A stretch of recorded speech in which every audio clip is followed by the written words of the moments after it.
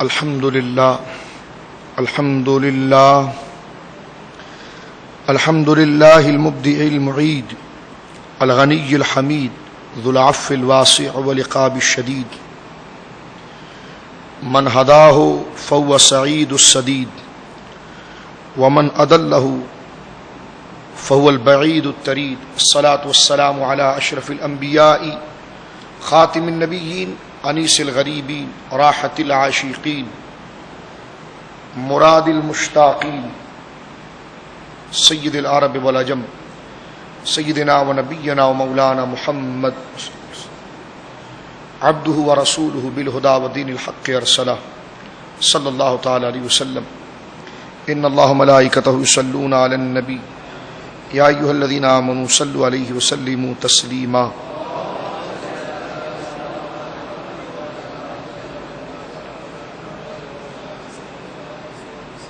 اللہم صلی علی سیدنا مولانا محمد معدن الجود والکرم منبع العلم والحلم والحکم وآلہ وصحبہ وبارک وسلم صلاة و سلام علیک یا سیدی یا حبیبی یا رسول اللہ۔ اللہ کی حمد و ثنا نبی کریم صاحب السط کریم علیہ الصلاۃ والتسلیم کی بارگاہ مقدسہ میں انتہائی عقیدت کے ساتھ درود و سلام پیش کرنے کے بعد تمام تعریف اللہ وحدہ لا شریک کے لیے ہے۔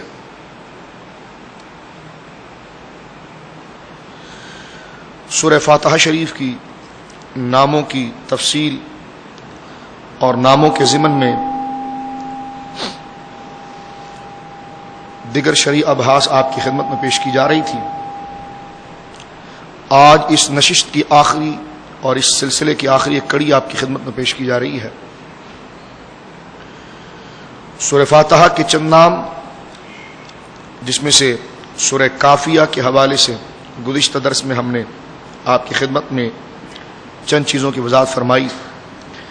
آج دو اہم ترین مسائل جو اس سورت کے نام کے ضمن میں آ رہے ہیں، ہم کوشش کریں گے اللہ رب العالمین کی توفیق سے کہ وہ اس میں ہمیں امانت و دیانت سے گفتگو کرنے کی توفیق مرحمت فرمائے، اور اس شرعی مسئلے کی اللہ رب العالمین ہمیں مکمل معرفت اور اس پر عمل کی توفیق مرحمت فرمائے۔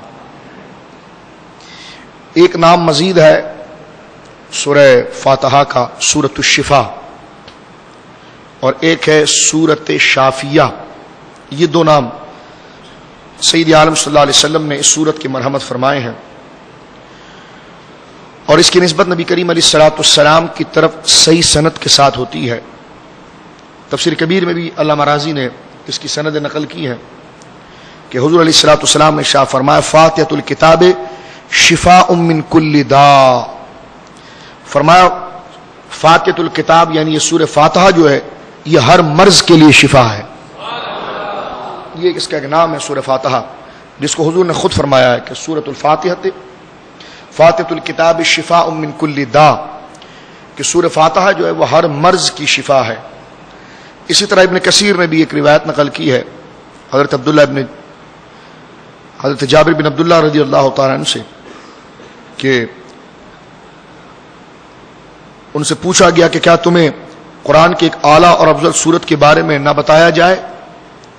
انہوں نے عرض کیا رسول اللہ ضرور فرمائے۔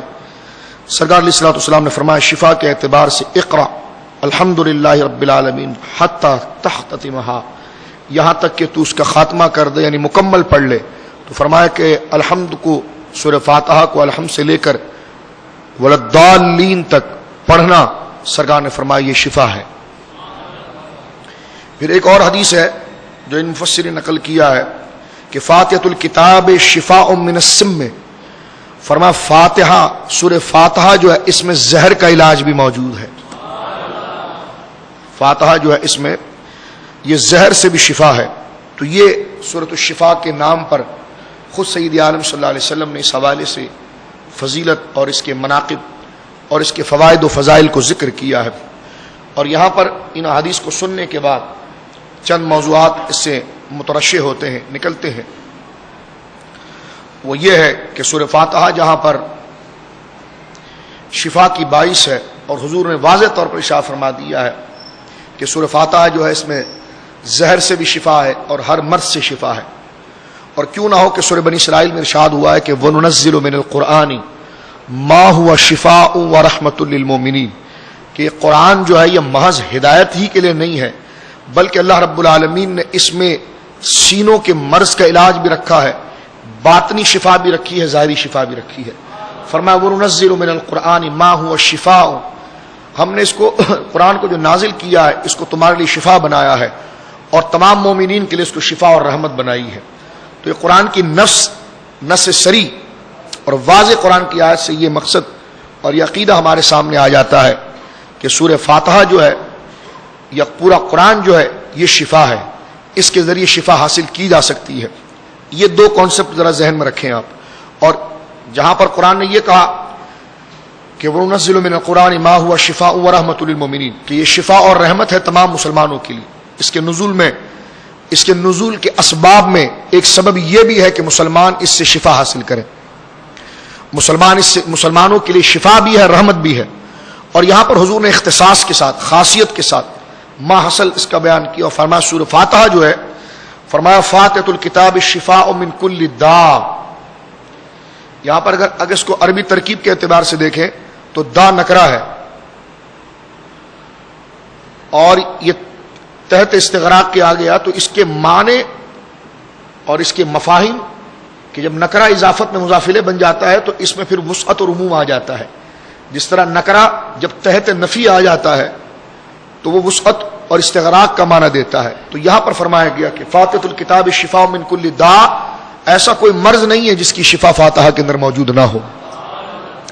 اس کے بعد دوسرا حصہ یہ ہے کہ حضور نے یہ باتیں صرف ضمناً ایسی فضیلت کے لیے نہیں بیان کی کہ بس ٹھیک ہے سرکار نے بشارت دے دی اور صحابہ نے سن لی, نہیں, بلکہ باقاعدہ یہ محض ارشاد نہیں ہے. صحابہ کرام علیہم رضوان نے سورہ فاتحہ کو حضور کے حکم کے مطابق باقاعدہ شفا کے طور پر استعمال بھی کیا ہے. یہ محض بشارت نہیں تھی کہ بشارت لے کر اس پر ایمان لے آئے, قبول کر لیا, پھر کبھی اس کو عملی زندگی میں دخل نہیں دیا, نہیں, یہ محض ارشاد تک نہیں تھا. یہ بہت قابل غور نقطہ ہے. یہ محض ارشاد ہی نہیں تھا بلکہ صحابہ کرام نے اس کو حضور علیہ الصلوۃ والسلام کے فرمان کے مطابق اپنے استعمال میں, اپنے شفا کے استعمال میں, اپنے مرض کے استعمال میں, اور اس سے گویا کہ جس طرح کہ حدیث پاک میں آتا ہے, صحیح مسلم میں بھی ہے, نسائی شریف کے اندر بھی ہے, کہ صحابہ کرام فرماتے ہیں کہ ان میں سے اگر کسی کو سانپ یا بچھو کاٹ لیا کرتا تھا یا کسی کو مرگی کا دورہ پڑ جاتا تھا تو سورہ فاتحہ پڑھ کر صحابہ کرام اس پر دم کیا کرتے تھے. یہ حدیث موجود ہے. اب دو چیزیں دیکھیں, ضرورت دو اعتبار سے ہے, ضرورت دو اعتبار سے ہے, تو اس ضرورت کی مشکل کشائی اللہ کی طرف سے بھی دو اعتبار سے.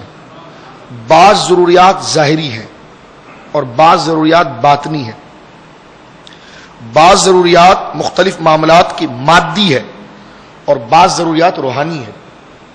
تو یہ دو چیزیں, کیونکہ بعض ہماری ضروریات مادی ہے, اس میں بھی ایاک نعبد و ایاک نستعین, اللہ ہی اس میں مدد فرماتا ہے, اور بعض ضروریات ہماری روحانی ہے, اس میں بھی اللہ رب العالمین ہی مدد فرماتا ہے.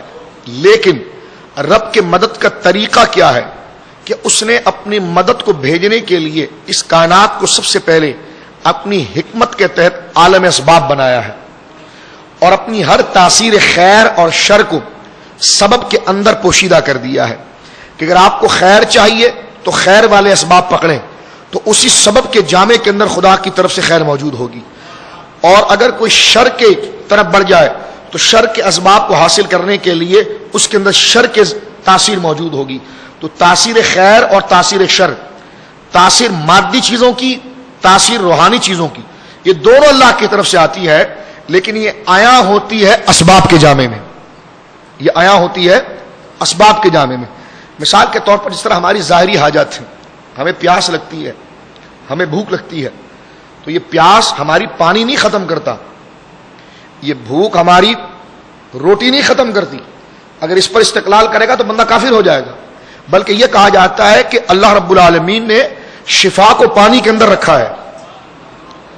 خدا کی تاثیر نفع سے ہماری پیاس بجھتی ہے, خدا کی تاثیر نفع سے ہماری بھوک بجھتی ہے, لیکن وہ تاثیر ظاہر ہوتی ہے روٹی کی صورت میں، پانی کی صورت میں، یعنی وہ اسباب کی صورت میں وہ چیز ظاہر ہوتی ہے.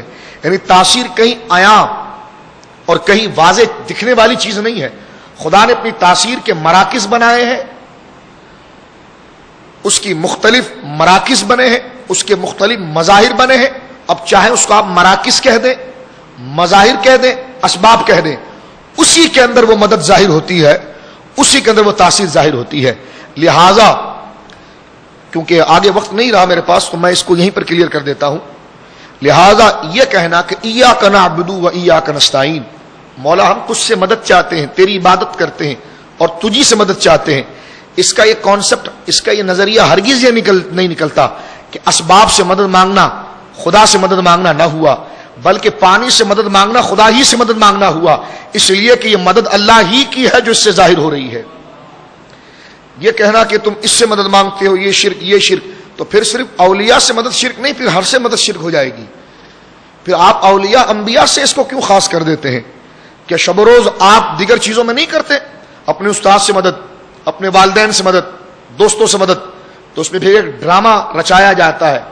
کہتے ہیں کہ جی دو چیزیں ہوتی ہے، ایک تحت الاسباب ہوتی ہے، ایک فوق الاسباب ہوتی ہے. پھر اس میں ایک ڈرامہ مچایا جاتا ہے جو آج تک اس قسم کا ڈرامہ امت نے کبھی قبول نہیں کیا ہے. امت نے بہت بنیادی کانسیپٹ میں یہاں پر آپ کی خدمت میں عرض کرنا چاہ رہا ہوں بہت سادے الفاظ میں، امت نے ہمیشہ اسباب اور تاثیر کا لفظ استعمال کیا ہے. اسباب، سرکار کے دور تک آپ چلے جائیں، اسباب اور تاثیر کا لفظ استعمال کیا ہے کہ تاثیر خدا کی ہوگی، ظاہر سبب سے ہوگی. نہ اسباب مؤثر ہے نہ تاثیر سبب ہے، نہ اسباب مؤثر ہے نہ تاثیر سبب ہے. مثال کے طور پر بارش دیکھیں، نفع کی تاثیر ہے لیکن بغیر بادل کے تو نہیں برستی. پیاس کا بجھ جانا یہ رب کی طرف سے نفع کی تاثیر ہے لیکن یہ بغیر پانی کے تو نہیں بجھتی. بھوک کو ختم ہو جانا یہ نفع کی تاثیر ہے لیکن بغیر روٹی کے تو نہیں ہوتی. زہر سے کوئی بندہ مر جائے ضرر سے تو بغیر زہر کے تو اس کے ضرر ظاہر تو نہیں ہوتا. جب تک وہ چھری اپنی گردن پر نہیں پھیرے گا وہ کٹے گا نہیں، جب تک اپنی انگلی پر پھیرے گا نہیں کٹے گا نہیں. تو یہ خود بخود تو نہیں انگلیاں کٹ جاتی ہیں. تو ہر چیز کو چاہے وہ خیر ہو، اتنا آسان کانسیپٹ ہے، اس کو اتنا الجھا دیا گیا ہے. یہ بالکل آسان سی بات ہے اور اس میں کوئی ایسی چیز نہیں ہے کہ جو بہت بڑی جو ہے کہ وہ فساد کی باعث ہو. ایک دفعہ درود پاک پڑھیے گا.